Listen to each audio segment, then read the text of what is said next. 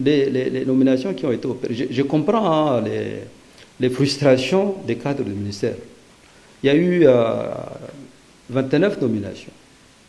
Et avec 29 nominations, vous ne pouvez pas donner satisfaction à des dizaines, voire des centaines de cadres qui pourrissent, entre guillemets, ici au ministère depuis des années et des années.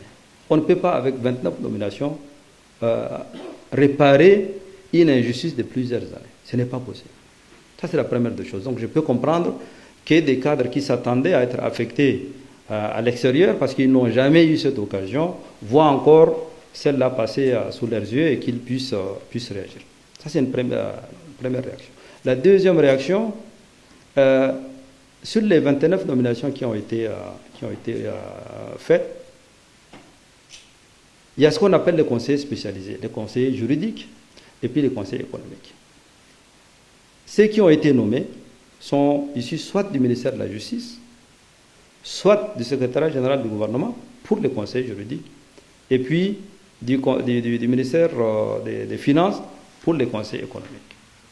Je pense que vous les connaissez, vous êtes des journalistes, vous ne pouvez pas seulement vous fier à ce qui se raconte sur les réseaux sociaux. Aujourd'hui, vous savez ce qui sont devenus les réseaux sociaux. Vous pouvez faire des investigations. Si un journaliste se présente ici au ministère pour dire, bon, je vais voir telle personne là, il est où, quel est son profil, machin, ainsi de suite, vous allez avoir toutes les informations à votre disposition. Donc la réalité, c'est que 99% des personnalités qui ont été nommées dans les ambassades dernièrement sont du ministère des Affaires étrangères. Il y a un seul cas qui est pris en grappe pour essayer de jeter les discrédits sur tous les restes des nominations. Nous savons pourquoi ces choix ont été faits. Nous savons les profils de ces choix. Et en plus de ça, il exerçait déjà dans une ambassade. Donc il faut faire attention aux affabulations, aux opérations de dénigrement qui ont cours parfois sur les réseaux sociaux. Après tout, nous sommes des responsables publics. Vous savez, depuis une dizaine ou une quinzaine d'années, personnellement, moi je suis habitué à la médisance, au montage. Franchement, ça me passe au-dessus de la tête. Mais il ne faut pas que ces actions, ces opérations de désinformation, de manipulation, puissent ternir l'image du pays.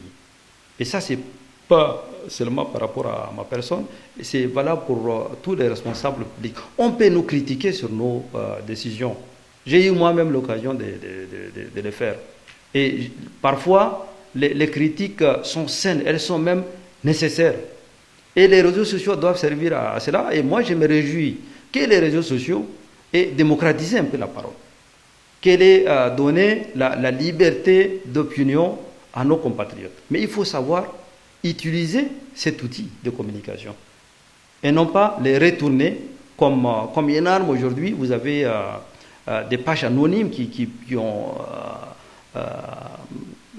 foisonné sur les réseaux sociaux, et puis chaque jour ce sont des attaques personnelles, et pas seulement contre les responsables publics, pas seulement contre les ministres ou bien contre les présidents, même contre des citoyens lambda. Et je pense que c'est quelque chose qui reflète un peu la perte de certaines de nos valeurs. Avant, à l'époque, quelqu'un qui a quelque chose à dire, il vient le dire directement en face à face. Et l'anonymat, apparemment, donne du courage à beaucoup de gens. Et ça les encourage à inventer des histoires de toutes pièces pour les coller à tel ou tel. Et je ne pense pas que ça soit une bonne chose. Donc sur mes nominations, je suis inattaquable et je n'ai pas réagi parce que je considère que si vous courez derrière les réseaux sociaux, ça ne va jamais finir. Donc l'essentiel est que ma conscience est tranquille, que je donne sans les moindres soucis, et que ce qui m'importe, c'est ce que je fais, et non pas ce que les gens disent que je fais. Donc je suis prêt à demander au service de mettre à votre disposition les profils des personnes que j'ai nommées et vous allez être étonnés. Et pour la première fois,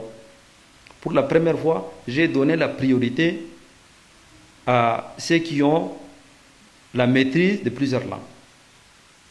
Vous allez à Addis, à Washington, à New York, à Genève, vous allez trouver que ceux qui ont été nommés, ils maîtrisent au moins 2 langues. Pour certains, même 3, ou même, voire même 4 langues. Et la maîtrise des langues étrangères est importante pour les diplomates. La raison pour laquelle nous avons pris l'initiative de créer l'Académie diplomatique ici, pour que nos diplomates de demain soient non seulement techniquement compétents, rompus aux enjeux, aux discussions internationales, mais qui maîtrisent aussi les nouvelles technologies et surtout aussi les langues.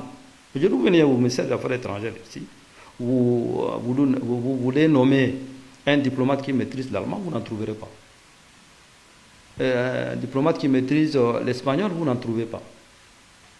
Et même un diplomate qui soit parfaitement bilingue, il faut le chercher pour le trouver. Ceux qui maîtrisent l'anglais aussi, se comptent sur le bout des doigts. Et ça, c'est une anomalie pour une diplomatie. Et c'est cette raison-là qui nous a poussé à mettre en place cette académie pour que nos diplomates, d'ici 5-10 ans, soient dignes de représenter notre pays. Parce que nous sommes un grand pays.